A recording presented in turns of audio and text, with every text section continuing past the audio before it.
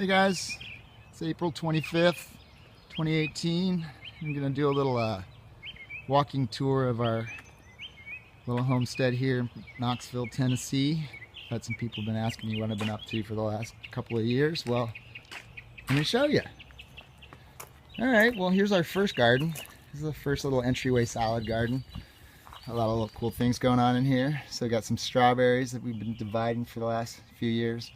Behind that, some perennial scallions are coming up. The lettuce is looking great. I got 3 different types of kale in there. I've got blue curly kale, lacinato kale, scarlet kale. Behind that, I've got some onion sets coming up. And then we've got some, what is that? That's the Lockar giant kale, or excuse me, chard. Behind that, some English thyme, some basil in there. Yeah, so that's the entryway front garden. Kind of get that on our way in the house. Let me walk over here and show you the side, the front of the house here. This little 4.5 foot patio peach just bears unbelievable amount of fruit. Super tasty, super good. And it's amazing, it's only 4.5 feet tall.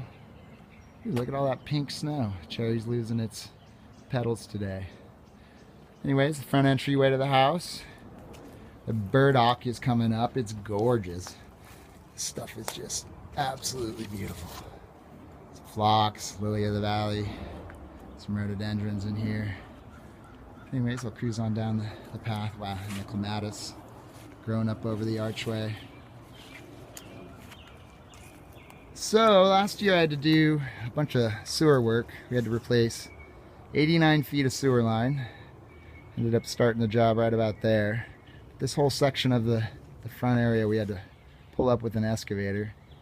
So afterwards I kind of reshaped it a little bit. There's a pretty large swale in there. You can see it's getting fed from that downspout there in the corner. Whoa, check it out. First rhododendron popping in. Gorgeous. Anyways, that's the front of the house. I'll walk you back to the upper kitchen garden that's in the back. Show you that real quick.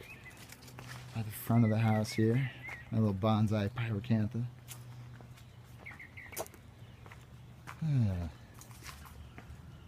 Got the kitchen compost over there. So my fresh pile of wood chips just got delivered today. Meridian's going nuts. I've got some interlocking seedless grapes that are starting to pop back out. I've got some Arc Freedom thornless blackberries. These are awesome because they're a primocane, so it makes it super easy to maintain. If anyone wants to tell me what this little guy is, please do. But it's awesome. Anyways, show you the greenhouse here real quick. I built this last year. Got a whole bunch of starts that need to go in. Cool, I got it on misters. Ooh, it's hot in here. There's winter greens kind of coming to an end.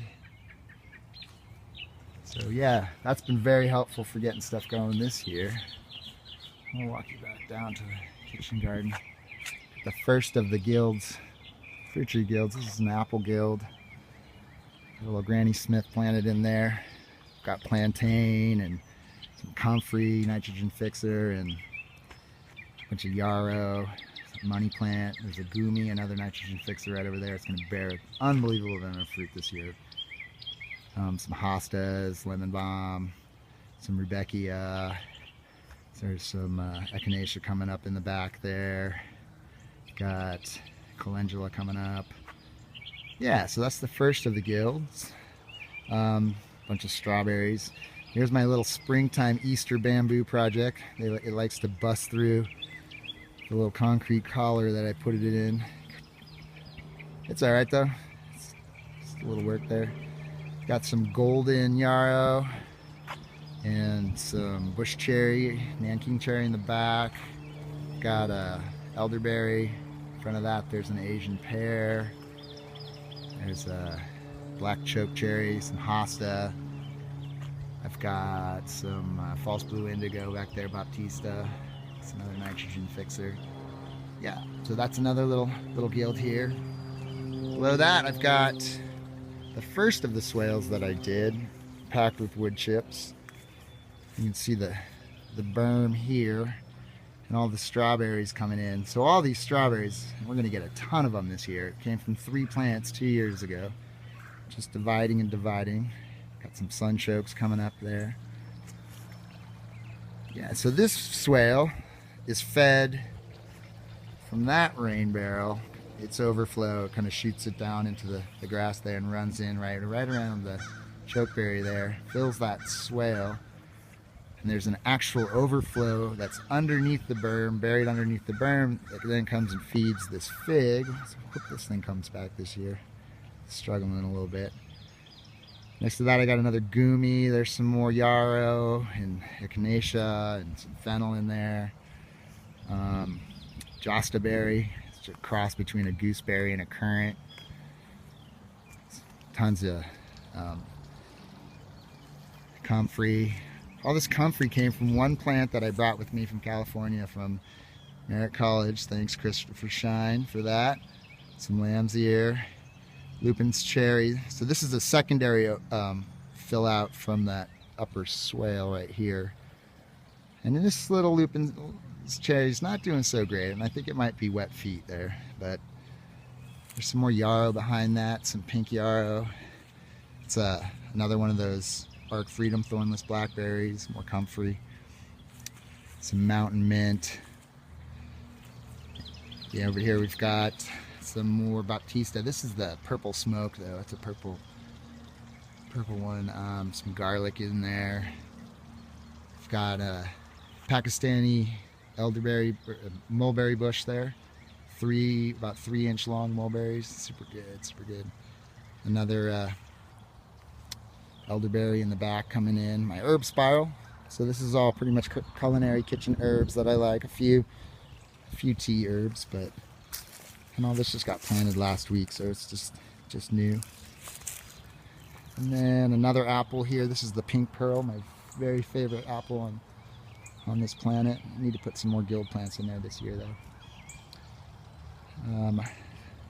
Some iris, another black chokeberry. Anyway, so that's kind of the side, but here is the upper kitchen garden. And the reason I'm doing it kind of here, it's perfect, south facing. We had a big silver maple that we took out that was sitting right here, so it opened up all the sun. And we're gonna screen in this patio, hopefully this year, put in a cob oven, an outdoor kitchen, and I'm gonna frame it using clay, straw inslips, and natural building techniques.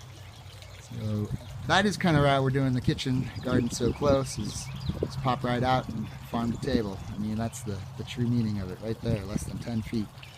So it really all starts kind of up here in this corner.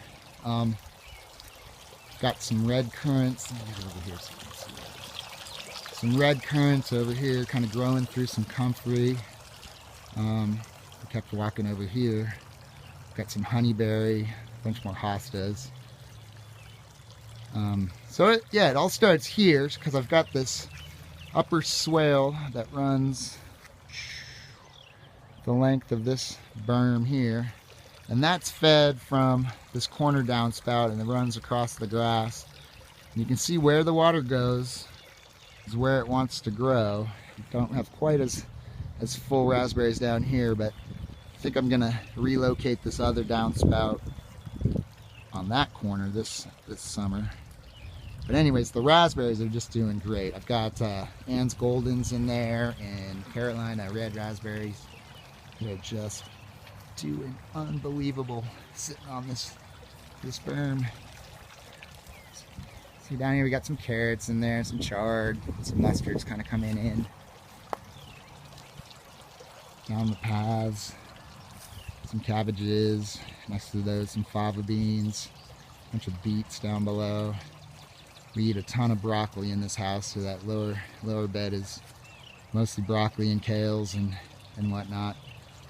A lot of stuff coming in. It's early. Last week was our clear to plant day in zone 7. I'll take you down below and show you the lower gardens and the food forest on another day. But anyways, that is a quick little tour of the upper part of the house, and yeah, thanks for watching.